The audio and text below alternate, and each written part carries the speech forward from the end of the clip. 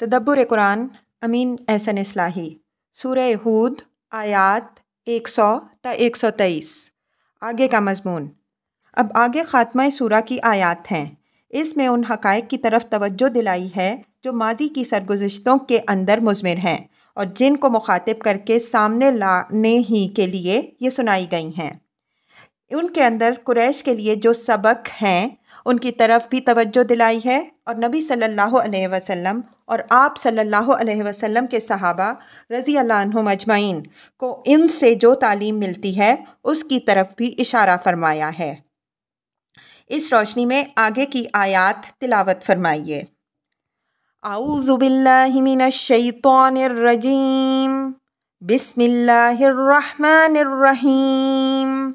ذالک من انباء القرى نقص علیک منہا قائم وحصید وما ظلمناہم ولکن ظلموا انفسہم فما اغنت عنہم آلہتہم التی یدعون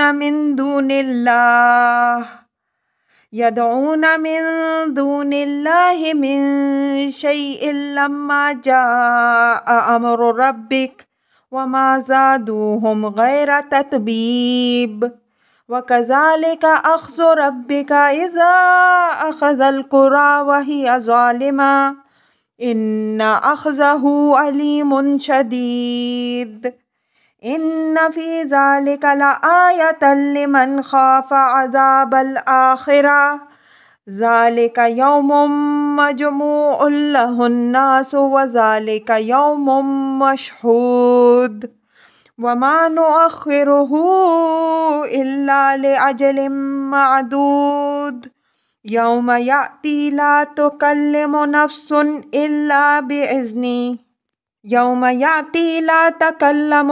الا بإذنہ فمنہم شقی وسعید فأما الذین شقوا ففی النار لہم فیہا زفیر وشہیق خالدین فیہا ما دامت السماوات والارض الا ما شاء ربک ان ربک فعال لما یرید وَأَمَّا الَّذِينَ سُعِدُوا فَفِي الْجَنَّةِ خَالِدِينَ فِيهَا مَا دَامَتِ السَّمَاوَاتُ وَالْأَرْضُ إِلَّا مَا شَاءَ رَبُّكَ عَطَاءً غَيْرَ مَجْذُوذٍ فَلَا تَكُ فِي مِرْيَةٍ مِّمَّا يَعْبُدُ هَٰؤُلَاءِ ما يعبدون إلا كما يعبد آباؤهم من قبل وإنا لموفوهم نصيبهم غير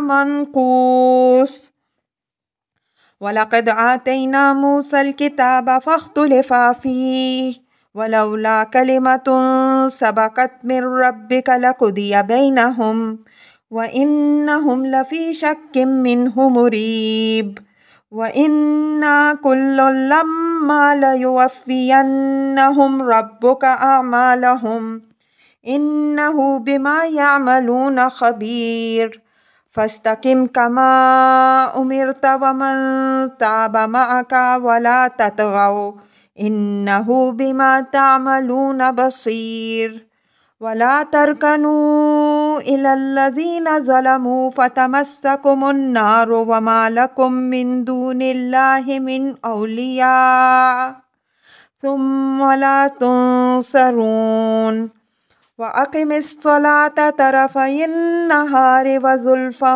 مِّنَ اللَّيْلِ إِنَّ الْحَسَنَاتِ يُذْهِبْنَ السَّيِّئَاتِ ذَلِكَ ذِكْرَىٰ لِلذَّاكِرِينَ وَاصْبِرْ فَإِنَّ اللَّهَ لَا يُضِيعُ أَجْرَ الْمُحْسِنِينَ فَلَوْلَا كَانَ مِنَ الْقُرُونِ مِن قَبْلِكُمْ أُولُو بَقِيَّةٍ يَنْهَوْنَ عَنِ الْفَسَادِ فِي الْأَرْضِ إِلَّا قَلِيلًا مِّمَّنْ أَنْجَيْنَا مِنْهُمْ وَاتَّبَعَ الَّذِينَ ظَلَمُوا مَا أُتْرِفُوا فِيهِ وَكَانُوا مُجْرِمِينَ وَمَا كَانَ رَبُّكَ لِيُهْلِكَ الْقُرَىٰ بِظُلْمٍ وَأَهْلُهَا مُصْلِحُونَ وَلَوْ شَاءَ رَبُّكَ لَجَعَلَ النَّاسَ أُمَّةً وَاحِدَةً وَلَا يَزَالُونَ مُخْتَلِفِينَ إِلَّا مَن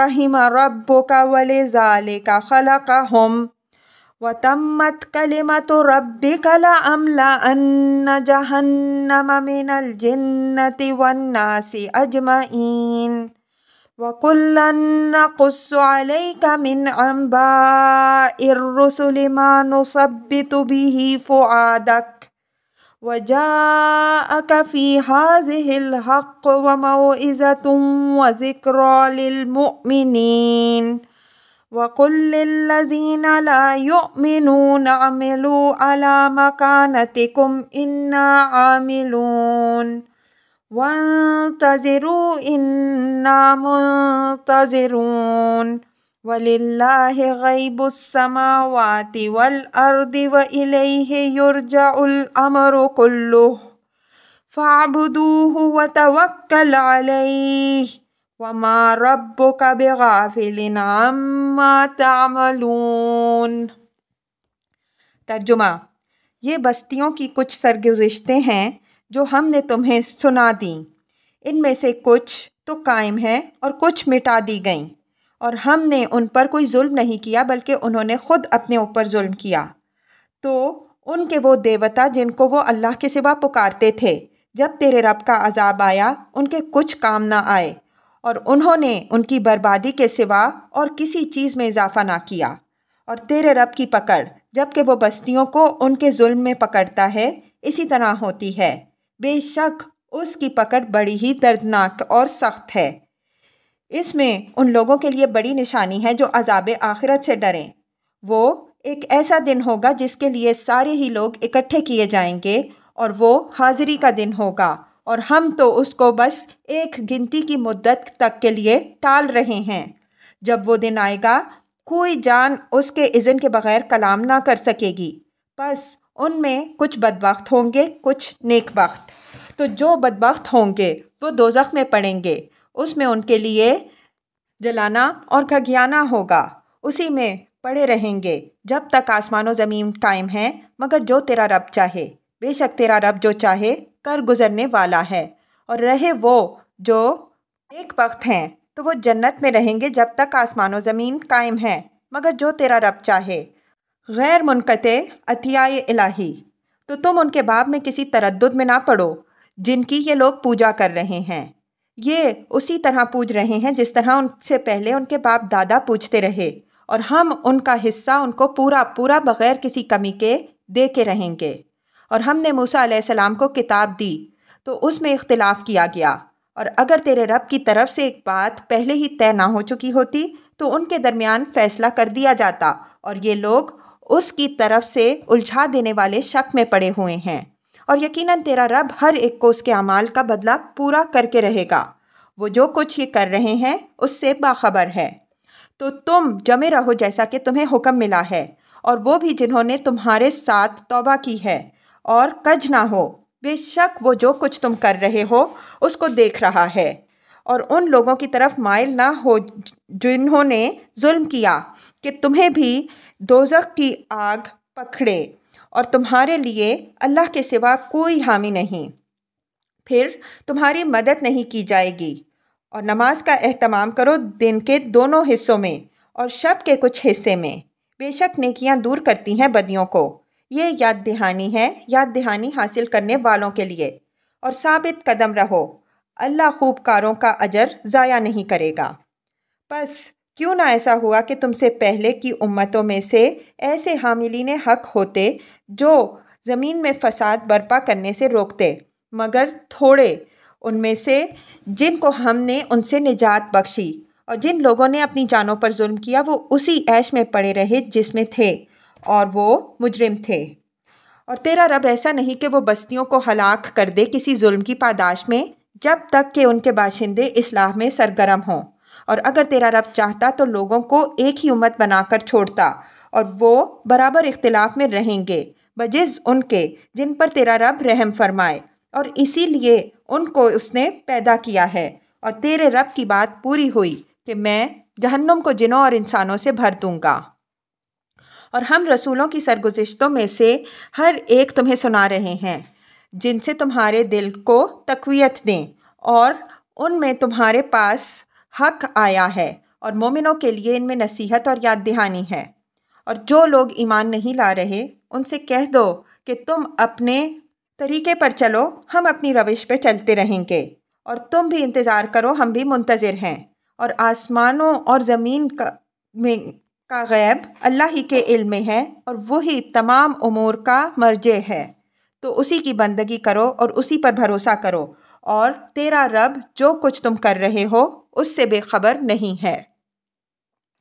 الفاظ کی تحقیق اور آیات کی وضاحت۔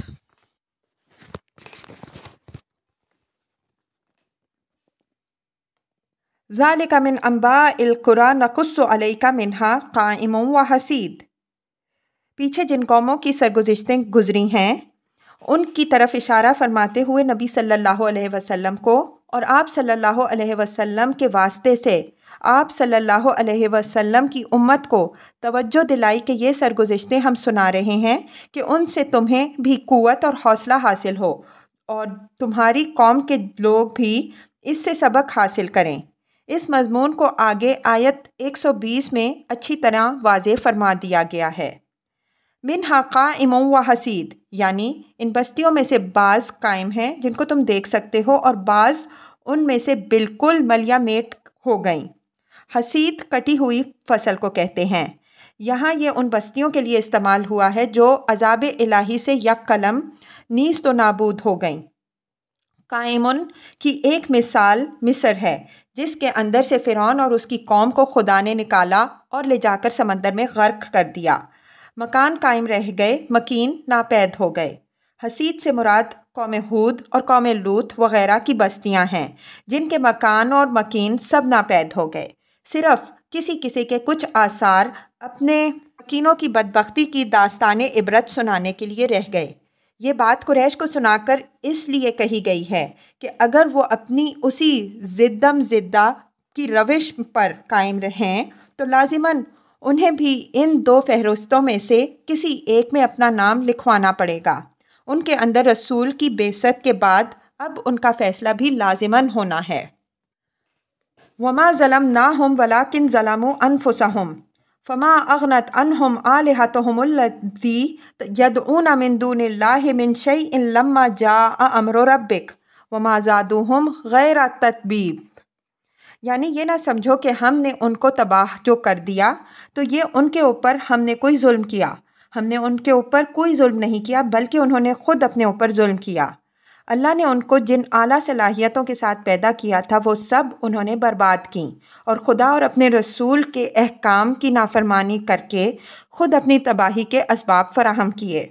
فما اغنت عنہم آلہتہم التی یدعون من دون اللہ من شیء لما جاء امر ربک، اور جب خدا کا حکم عذاب آیا تو ان کے وہ سارے دیوی دیوتا جن کو وہ خدا کے سوا پوجتے تھے ان کے کچھ کام نہ آئے، اس لیے کہ وہ سب ان کے وہم کی ایجاد تھے، اور وہم حقیقت کے مقابلے میں کچھ کام نہیں آتا۔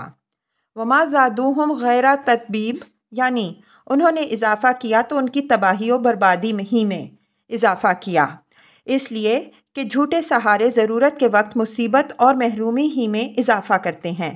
اگر پیاسا سیراب کو پانی سمجھ کر اس کی طرف بھاگے تو جس وقت اس کے سامنے اصل حقیقت واضح ہوگی اس وقت موت اس کے سامنے ہر طرف سے منہ کھولے ہوئے کھڑی ہوگی، اور زندگی کی تمام راہیں مسدود ہو چکی ہوں گی، حالانکہ اگر وہ اس مغالطے میں نہ مبتلا ہوتا تو ممکن تھا کہ زندگی بچا لینے کی کوئی نہ کوئی راہ اس کے لیے کھل جاتی۔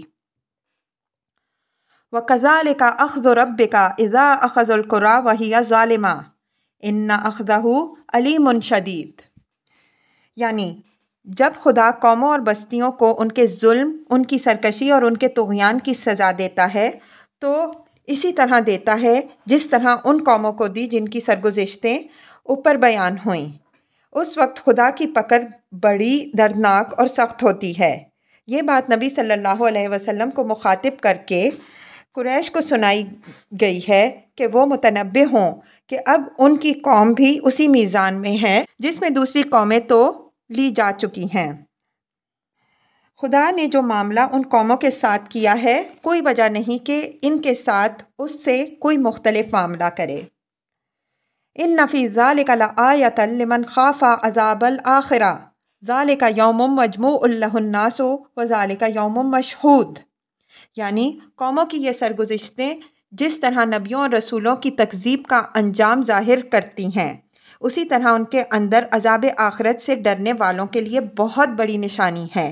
ان واقعات سے اس دنیا کے خالق و مالک کی صفات سامنے آتی ہیں اور اس کی پسند و ناپسند کا معیار معین ہوتا ہے کہ جب وہ اس دنیا میں سرکشوں اور باغیوں کو عبرتناک سزائیں دیتا ہے تو یہ کس طرح ممکن ہے کہ اس نے اس مجموعی دنیا کے اندر کوئی روز جزا و سزا نہ رکھا ہو۔ بس ضرور ہے کہ ایک روز جزا و سزا آئے جس میں نیکوکار اپنی نیکیوں کا صلہ پائیں اور بدکار اپنی بدیوں کی سزا بھگتیں۔ دوسرے لفظوں میں یوں کہیے کہ تاریخ کے یہ واقعات شہادت دے رہے ہیں کہ یہ دنیا کسی کھلنڈرے کا کھیل نہیں ہے، بلکہ یہ ایک عادل اور حکیم خدا کی بنائی ہوئی ہے۔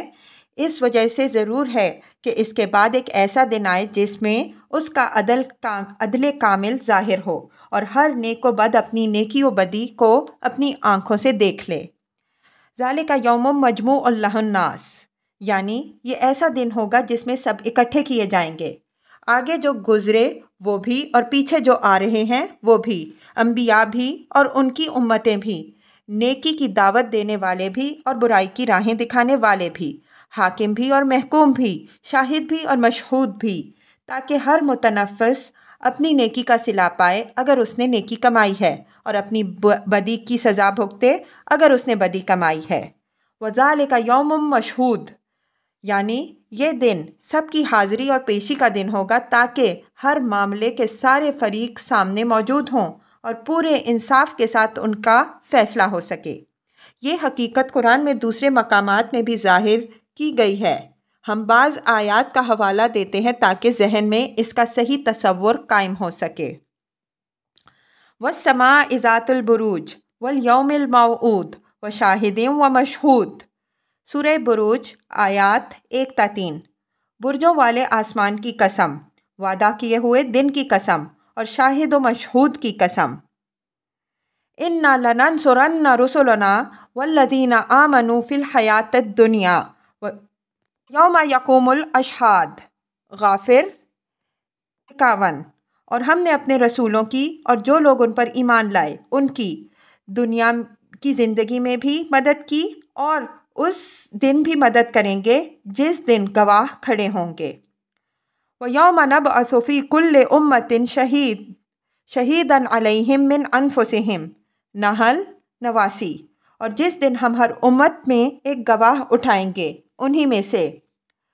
یوم تشہد علیہم السنتہم وایدیہم وارجلہم بما کانوا یعملون، نور 24۔ اور جس دن کے ان پر گواہی دیں گے ان کی زبانیں، ان کے ہاتھ اور ان کے پاؤں ان چیزوں کے باب میں جو وہ کرتے رہے ہیں۔ وما نؤخرہ الا لاجل معدود، یعنی یہ نہ سمجھو کہ اس دن کے آنے میں اتنی غیر محدود مدت باقی ہے کہ اس کے اندیشے میں بھی ابھی اپنا عیش چھوڑنے کی ضرورت نہیں۔ یہ مدت غیر محدود نہیں بلکہ شمار کی ہوئی مدت ہے۔ شمار کی ہوئی مدت نہ کوئی مبالغہ کا اسلوب بیان کرتی ہے اور نہ یہ بات علم الہی کے اعتبار سے ارشاد ہوئی ہے، بلکہ یہ ایک حقیقت نفس الامری کا اظہار ہے، اس لیے کہ جو شخص مرا تو جیسا کہ حدیث میں ارشاد ہے مم ماتا فقد قامت قیامتہ، تو اس کی قیامت آ گئی۔ برزخ میں جو مدت گزرے گی نفخہ صور کے وقت اس کا کوئی احساس باقی نہیں رہے گا۔ ہر شخص یہ محسوس کرے گا کہ ابھی سوئے تھے ابھی اٹھ بیٹھے، جب اصل حقیقت یہ ہے تو اس میں کیا شبہ ہے کہ قیامت کے آنے میں بس اتنے ہی دن باقی ہیں جتنے دن زندگی کے باقی ہیں۔ زندگی ختم ہوئی، قیامت آن کھڑی ہوئی۔ رہی زندگی کی مدت تو اس کا اجل معدود ہونا ایک امر بدیہی ہے۔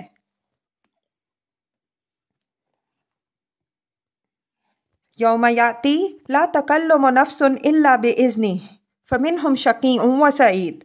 جب وہ گھڑی آئے گی تو کسی کی مجال نہ ہوگی کہ خدا کے اذن کے بغیر کوئی اس سے بات کرنے کے لیے زبان ہلا سکے۔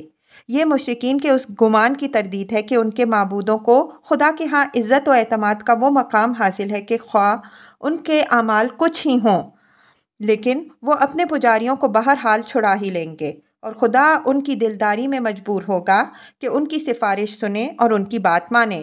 فرشتوں کی نسبت ان کا گمان تھا کہ یہ خدا کی چہیتی بیٹیاں ہیں، اور جس طرح چہیتی بیٹیاں ناز اور تدلل سے اپنی ہر بات اپنے باپ سے منوا لیتی ہیں، اسی طرح یہ اپنے باپ یعنی خدا سے ان سارے لوگوں کو بخشوا لیں گی جو دنیا میں ان کی عبادت کرتے رہے۔ اس آیت نے ان تمام بے بنیاد اور خیالی توقعات کا خاتمہ کر دیا۔ خدا کا کسی کی ناز برداری کرنا تو درکنار، اس کے آگے کی کوئی زبان ہی نہ کھول سکے گا جب تک وہ اس کو اجازت نہ دے۔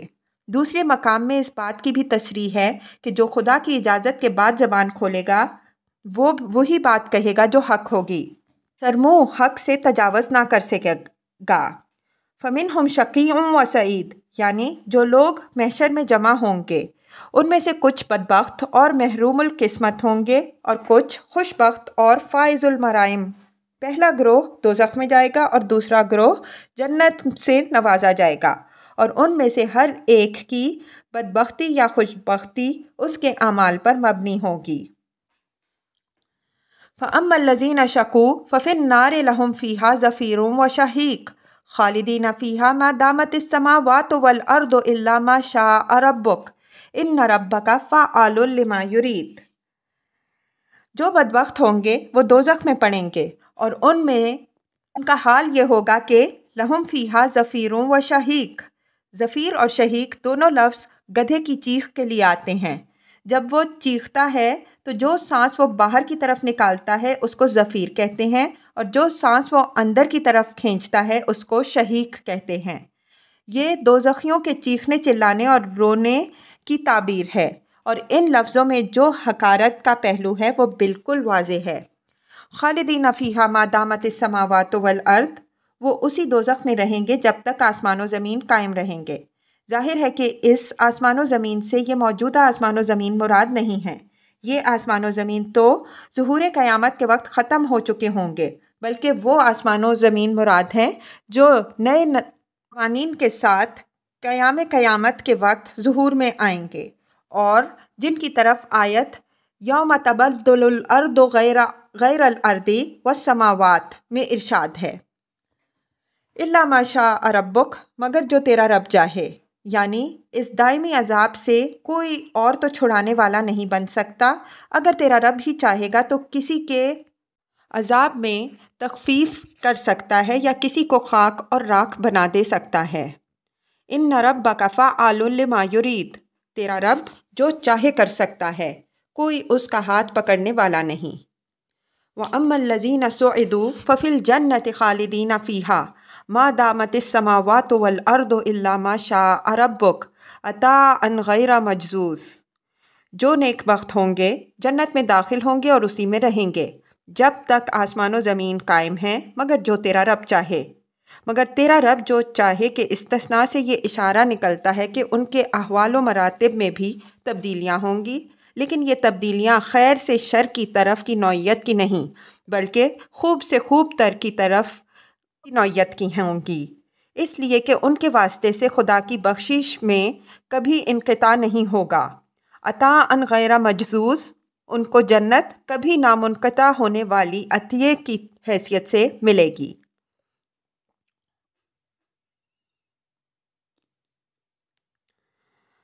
فَلَا تَكُ فِي مِرْيَةٍ مِّمَّا يَعْبُدُ هَٰؤُلَاءِ مَا يَعْبُدُونَ إِلَّا كَمَا يَعْبُدُ آبَاؤُهُم مِّن قَبْلُ وَإِنَّا لَمُوَفُّوهُمْ نَصِيبَهُمْ غَيْرَ مَنقُوصٍ۔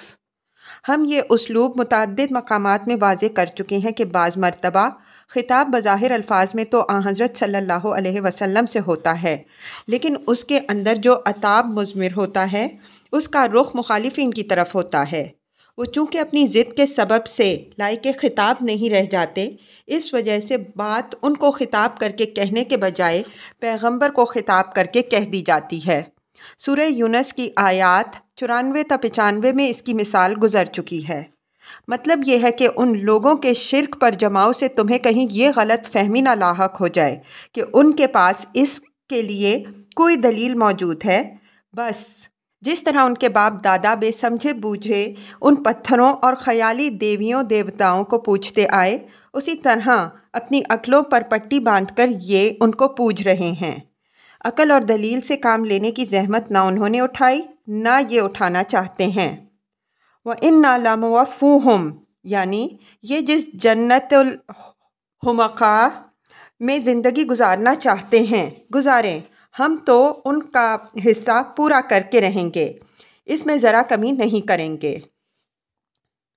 وَلَقَدْ آتَيْنَا مُوسَى الْكِتَابَ فَاخْتُلِفَ فِيهِ وَلَوْلَا كَلِمَةٌ سَبَقَتْ مِنْ رَبِّكَ لَقُضِيَ بَيْنَهُمْ وَإِنَّهُمْ لَفِي شَكٍّ مِّنْهُ مُرِيبٍ۔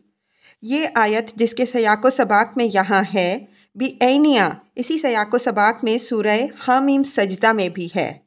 ملاحظہ ہو آیات 43 تا 45۔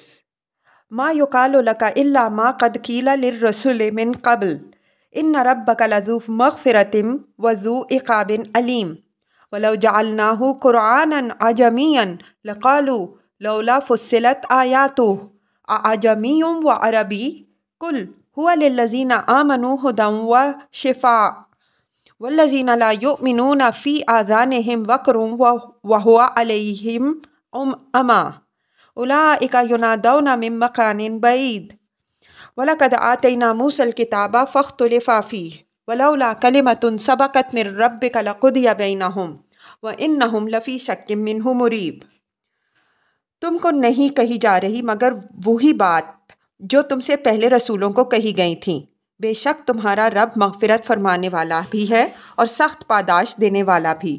اور اگر ہم اس قرآن کو عجمی قرآن بناتے تو یہ کہتے کہ اس کی آیات کھولی کیوں نہیں گئیں۔ کتاب عجمی اور مخاطب عربی کہ کہہ دو ایمان لانے والوں کے لیے ہدایت اور شفا ہے، اور جو لوگ ایمان نہیں لا رہے ہیں ان کے کانوں میں بہرا پن اور یہ ان کی آنکھوں پر پٹی ہے۔ یہ لوگ اب بہت دور کی جگہ سے پکارے جائیں گے۔ اور ہم نے موسیٰ کو بھی کتاب دی تو اس کے باب میں بھی اختلاف کیا گیا۔ یہاں آیت زیر بحث تسلی کا مقام پر ہے۔ حضرت صلی اللہ علیہ وسلم کو اطمینان دلایا گیا ہے کہ جس طرح تمہاری قوم کے لوگ تمہارے اس کتاب کے پیش کرنے پر تمہارے پیچھے پڑ گئے ہیں، اسی طرح موسیٰ علیہ السلام کی قوم کے لوگوں نے بھی تورات کے معاملے میں ان سے قدم قدم پر جھگڑا اور اختلاف کیا۔ مطلب یہ ہے کہ جس صورتحال سے تمہیں سابقہ درپیش ہے، اسی صورتحال سے تمہارے پیش رو نبیوں کو بھی سابقہ رہا ہے۔ تو جس طرح انہوں نے صبر و استقامت کے ساتھ حالات کا مقابلہ کیا یہاں تک کہ اللہ نے ان کو کامیابی بخشی، اسی طرح تم بھی صبر و استقامت کے ساتھ حالات کا مقابلہ کرو، اللہ تمہیں بھی تمہارے مخالفوں پر فتح مند کرے گا۔ وَلَوْلَا كَلِمَةٌ سَبَقَتْ مِنْ رَبِّكَ لَقُضِيَ بَيْنَهُمْ، یعنی اللہ نے ہر چیز کے لیے پہلے سے ایک وقت مقرر فرما لیا ہے، اس وجہ سے ہر بات اس کے مقررہ پروگرام کے مطابق ہوگی۔ تمہاری قوم کے لیے بھی مہلت کی ایک مدت مقرر ہے، جب وہ مدت پوری ہو جائے گی ان کا پیمانہ بھی لبریز ہو جائے گا اور ان کے درمیان بھی فیصلہ کر دیا جائے گا۔ وَإِنَّهُمْ لَفِي شَكٍّ مِّنْهُ مُرِيبٍ، یعنی یہ لوگ اس چیز کے باب میں جو تم پیش کر رہے ہو ایک الجھن میں ڈال دینے والے شک میں پڑے ہوئے ہیں۔ مریب کے معنی الجھن میں ڈال دینے والے کے ہیں۔ اس صفت کے لانے سے مقصود یہ دکھانا ہے کہ انکار کی یہ روش جو انہوں نے اختیار کر رکھی ہے یہ صرف نہ ماننے کی خواہش پہ مبنی نہیں، اس کی کوئی بنیاد نہیں۔ جو کچھ تم پیش کر رہے ہو اس کی حجت واضح ہے، لیکن وہ اس کو ماننا نہیں چاہتے، اس وجہ سے وہ ایک سخت الجھن میں گرفتار ہو کر رہ گئے ہیں۔ نہ جائے ماندن نہ پائے رفتن۔ وَإِنَّا كُلًّا لَمَّا لَيُوَفِّيَنَّهُمْ رَبُّكَ أَعْمَالَهُمْ إِنَّهُ بِمَا يَعْمَلُونَ خَبِيرٌ۔ لما میں لام تاکید اور قسم کا ہے، اور ما زائد کبھی کبھی محض جملے کے آہنگ اور صوت کو ٹھیک کرنے کے لیے آتا ہے۔ مثلاً ان کل ذالک لما متاع الحیات الدنیا، زخرف 35۔ بے شک یہ ساری چیزیں دنیاوی زندگی کی متاع ہیں۔ اسی طرح سورہ طارق میں ہے، ان کل نفس لما علیہا حافظ، بے شک ہر جان پر ایک نگراں مقرر ہے۔ لفظ کل اگرچہ عام ہے، لیکن یہاں اس سے مراد وہی گروہ ہے جو اوپر مذکور ہوئے، یعنی مشرکین قریش اور یہود۔ فرمایا کہ یہ لوگ دعوت حق کی مخالفت میں جو ایڑی چوٹی کا زور لگانا چاہتے ہیں لگا لیں۔ وہ وقت بھی آئے گا جب تیرا رب ان کے سارے اعمال کا بھرپور بدلہ ان کو دے گا۔ جو کچھ یہ کر رہے ہیں اس سے وہ پوری طرح باخبر ہے۔ یہ امر ملحوظ رہے کہ دعوت کا جو مرحلہ یہاں زیر بحث ہے اس میں یہود نے بھی قریش کی پیٹھ ٹھونکنی شروع کر دی تھی۔ فَاسْتَقِمْ كَمَا أُمِرْتَ وَمَنْ تَابَ مَعَكَ وَلَا تَطْغَوْا إِنَّهُ بِمَا تَعْمَلُونَ بَصِيرٌ۔ یہ پیغمبر صلی اللہ علیہ وسلم اور آپ صلی اللہ علیہ وسلم پر ایمان لانے والوں کو جادہ حق پر استوار رہنے کی تلقین ہے کہ مخالفتوں کے اس طوفان کے اندر اسی راہ پر پوری مضبوطی سے قائم رہو اور تمہارے رب نے تمہارے لیے کھول دی ہے۔ ولا تطغوا یعنی حالات سے مرعوب ہو کر یا ترغیبات سے متاثر ہو کر ذرا اس راہ سے کج نہ ہونا۔ انہ بما تعملون بصیر، جو کچھ تم کر رہے ہو یا کرو گے وہ سب کچھ دیکھ رہا ہے۔ وہ مشکلات میں تمہاری رہنمائی فرمائے گا، اور جب تم اس کی مدد کے محتاج ہوگے وہ تم کو سہارا دے گا۔ وَلَا تَرْكَنُوا إِلَى الَّذِينَ ظَلَمُوا فَتَمَسَّكُمُ النَّارُ وَمَا لَكُم مِّن دُونِ اللَّهِ مِنْ أَوْلِيَاءَ ثُمَّ لَا تُنصَرُونَ۔ یہ آپ پر ایمان لانے والوں کو تنبیہ ہے کہ خوف یا طمع کسی چیز سے متاثر ہو کر ان لوگوں کی طرف مائل نہ ہونا جنہوں نے ظلم یعنی شرک و کفر کا ارتکاب کیا ہے، ورنہ وہی دوزخ کی آگ تمہیں بھی اپنی گرفت میں لے لے گی جو ان کے مقدر میں ہے، اور اس وقت خدا کے مقابل میں تمہارا کوئی مددگار نہ ہوگا۔ ثم لا تنصرون یعنی اگر تم ان کفار و مشرکین کی طرف ذرا بھی مائل ہوئے تو جس نصرت کا اس دنیا میں تم سے وعدہ کیا جا رہا ہے اس سے بھی محروم رہو گے۔ یہ وعدہ استقامت کی شرط کے ساتھ مشروط ہے، اس کے بغیر تم خدا کی نصرت کے سزاوار نہیں ہو سکتے۔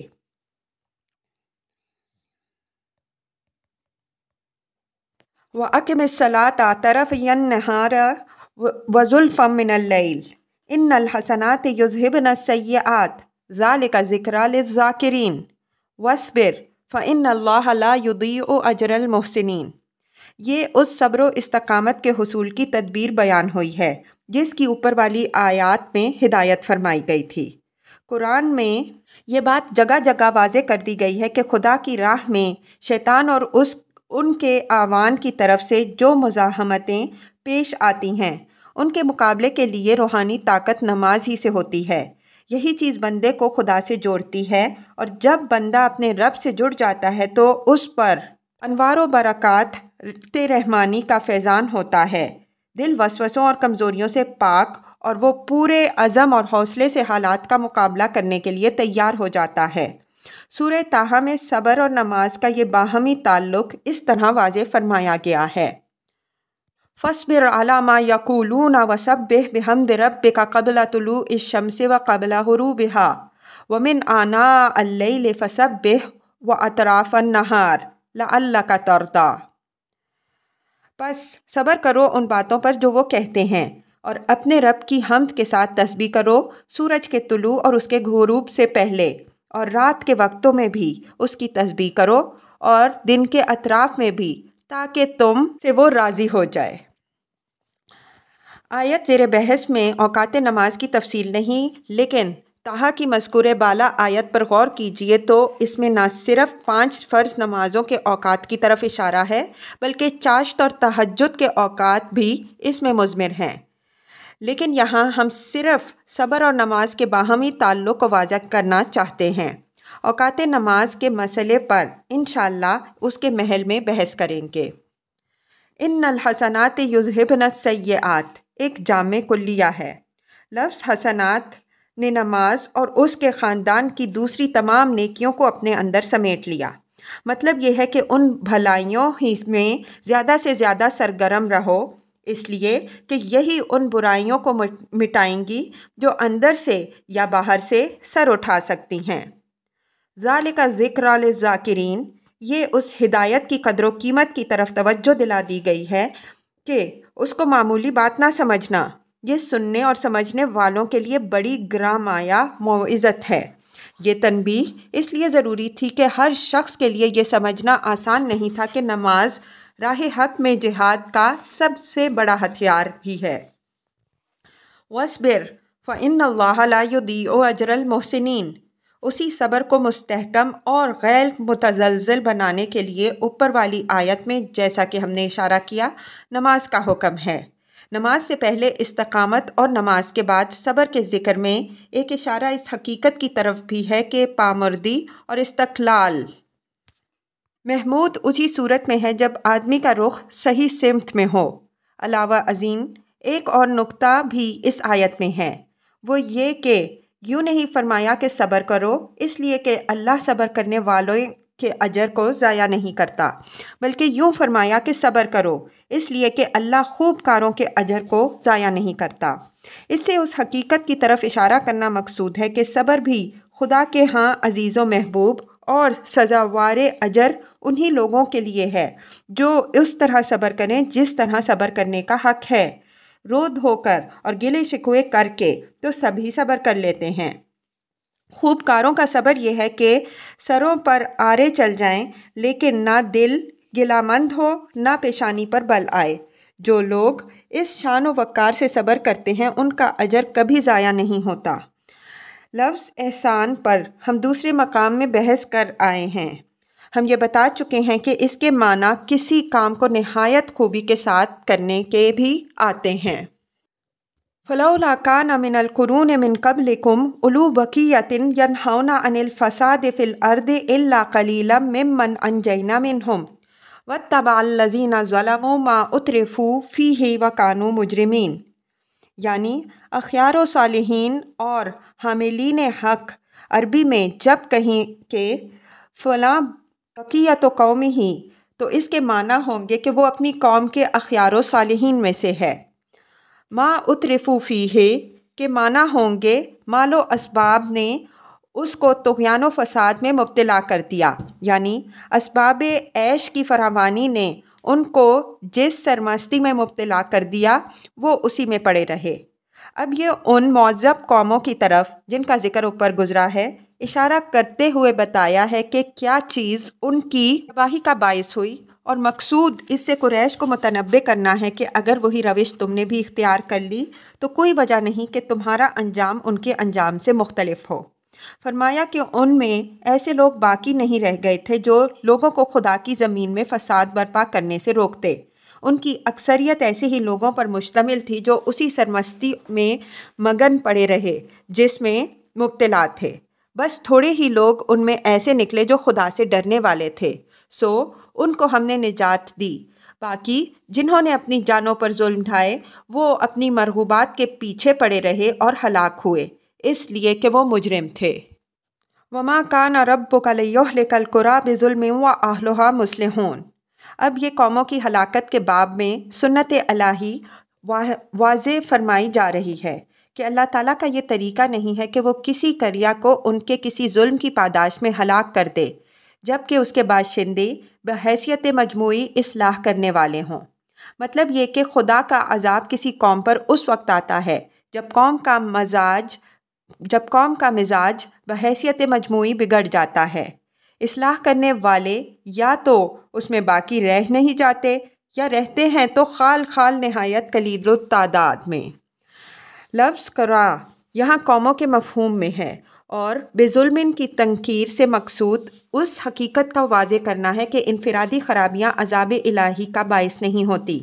عذاب الہی اسی وقت نازل ہوتا ہے جب مجموعہ کا مزاج فاسد ہو جاتا ہے۔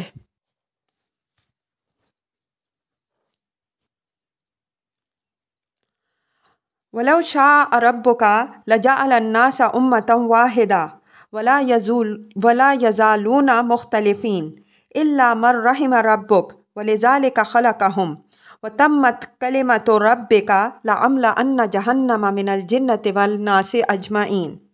یعنی اللہ اگر سب کو ایک ہی امت بنا دینا چاہتا تو وہ ایسا کر تو سکتا تھا، کوئی اس کا ہاتھ پکڑنے والا نہیں تھا، لیکن اس نے ہدایت و ضلالت کے معاملے میں اس جبر کو پسند نہیں کیا، بلکہ اس نے نیکی اور بدی دونوں کو ان کے انجام کی تفصیل کے ساتھ لوگوں کے سامنے رکھ دیا اور انہیں اختیار دیا کہ وہ ان میں سے جس کو چاہیں اختیار کر لیں۔ اگر وہ نیکی کی راہ اختیار کریں گے تو اس کا صلہ آخرت کی ابدی زندگی کی کامرانیاں ہیں، اور اگر بدی کی راہ اختیار کریں گے تو آخرت میں اس کی سزا بھگتیں گے۔ ولا یزالون مختلفین، یعنی جب اللہ نے اس معاملے میں جبر کو پسند نہیں فرمایا بلکہ لوگوں کو اختیار دیا ہے، تو یہ توقع نہیں کرنی چاہیے کہ ہر شخص نیکی ہی کی راہ اختیار کرے گا، بلکہ بتیرے ان میں سے ایسے بھی نکلتے رہیں گے جو تمام تعلیم و تذکیر کے باوجود اپنے نفس اور شیطان کی پیروی میں بدی ہی کی راہ اختیار کریں گے اور اسی پر جئیں گے، اسی پر مریں گے۔ الا من رحم ربک، یعنی بدی کی راہ اختیار کرنے سے وہی لوگ محفوظ رہیں گے جن پر تیرے رب کی رحمت ہوگی۔ یہ بات یہاں سیاق کلام کے اندر مضمر ہے کہ رحمت خداوندی کے سزاوار وہی ہو سکتے ہیں جو اپنے سمع و بصر اور عقل و دل کی صلاحیتوں سے فائدہ اٹھائیں اور آنکھیں رکھتے ہوئے ٹھوکریں کھائیں۔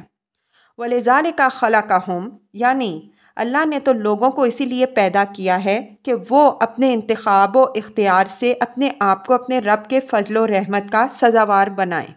یہ امتحان انسان کی خلقت کا ایک لازمی جزو ہے، اس سے گزرے بغیر کوئی شخص رحمت خداوندی کا حقدار نہیں ہو سکتا۔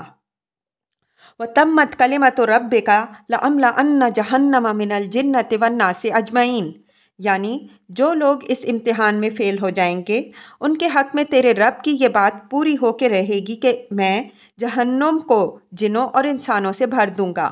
یہ اللہ تعالیٰ کے اس قول کا حوالہ ہے جو ابلیس کے جواب میں ارشاد ہوا تھا، اور جس کی تفصیل دوسرے مقام میں ہے کہ ابلیس نے آدم علیہ السلام کو سجدہ سے انکار کرتے ہوئے اللہ تعالیٰ سے کہا کہ میں ذریت آدم پر ایسے گھیرے ڈالوں گا کہ تو ان میں سے اکثر کو اپنا شکر گزار نہیں پائے گا۔ اللہ تعالیٰ نے اس کی اس دھمکی کے جواب میں فرمایا کہ میں ایسے تمام جنوں اور تمام انسانوں سے جہنم کو بھر دوں گا۔ وَكُلًّا نَقُصُّ عَلَيْكَ مِنْ أَنْبَاءِ الرُّسُلِ مَا نُثَبِّتُ بِهِ فُؤَادَكَ وَجَاءَكَ فِي هَٰذِهِ الْحَقُّ وَمَوْعِظَةٌ وَذِكْرَىٰ لِلْمُؤْمِنِينَ۔ اوپر حضرات انبیاء علیہم السلام اور ان کی قوموں کی جو سرگزشتیں بیان ہوئی ہیں ان کی طرف اشارہ کرتے ہوئے فرمایا کہ یہ سرگزشتیں ہم اس لیے سناتے ہیں کہ ان کے وہ پہلو تمہارے سامنے آئیں جو تمہارے دلوں کو مضبوط کریں، تاکہ تم ان حالات کا پامردی سے اور استقلال کے ساتھ مقابلہ کر سکو جو تمہیں پیش آ رہے ہیں یا آئندہ پیش آ سکتے ہیں، اور یہ اطمینان رکھو کہ ان واقعات سے حق کے غلبے اور باطل کی شکست کی جو تاریخ تمہارے سامنے آئی ہے یہ تمام تر حقائق پر مبنی ہے، ایسا ہی ہوا ہے اور ایسا ہی ہوگا، یہ سنت الہی پر مبنی ہے اور سنت الہی میں کوئی تبدیلی نہیں ہو سکتی۔ موعظہ و ذکریٰ للمؤمنین، اور ان سرگزشتوں میں ان لوگوں کے لیے بھی موعظت اور یاد دہانی ہے جو تم پر ایمان لائے ہیں۔ مخالفتوں کے اس طوفان میں جن چیزوں سے انہیں بچنا ہے وہ بھی ان سے واضح ہوتی ہیں، اور جو روش انہیں اختیار کرنی چاہیے وہ بھی سامنے آتی ہے۔ وَقُلْ لِلَّذِينَ لَا يُؤْمِنُونَ اعْمَلُوا عَلَىٰ مَكَانَتِكُمْ إِنَّا عَامِلُونَ وَانتَظِرُوا إِنَّا مُنتَظِرُونَ۔ اب یہ آخر میں ایک فیصلہ کن جواب ہے مخالفین کو کہ تم جو کچھ ہماری مخالفت میں کر رہے ہو یا کرنا چاہتے ہو کرو، اور ہم بھی دعوت حق کے جس کام میں لگے ہوئے ہیں تمہاری مخالفتوں اور تمہاری جاجا خائیوں کے الرغم کرتے رہیں گے۔ اگر تم عذاب کا مطالبہ کر رہے ہو تو اس کا انتظار کرو، ہم بھی اس کے لیے منتظر ہیں، اس لیے کہ وہ تمام علامتیں جو کسی قوم کو مستحق عذاب بناتی ہیں وہ تم میں ایک ایک کر کے نمایاں ہو رہی ہیں، لیکن عذاب بھیجنا خدائے علام الغیوب کا کام ہے، وہی جانتا ہے کہ کب تمہارا فیصلہ ہونا چاہیے۔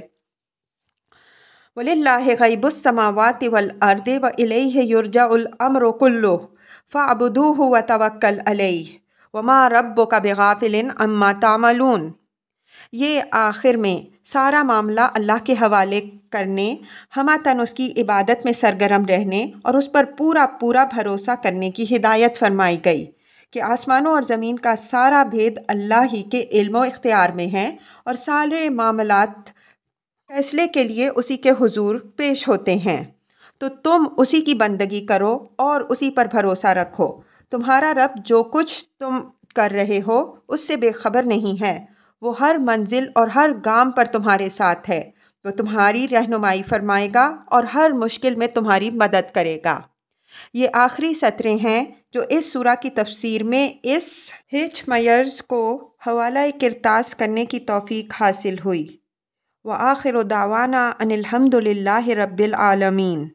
لاہور، 2 مئی 1970، 25 صفر 1390 ہجری۔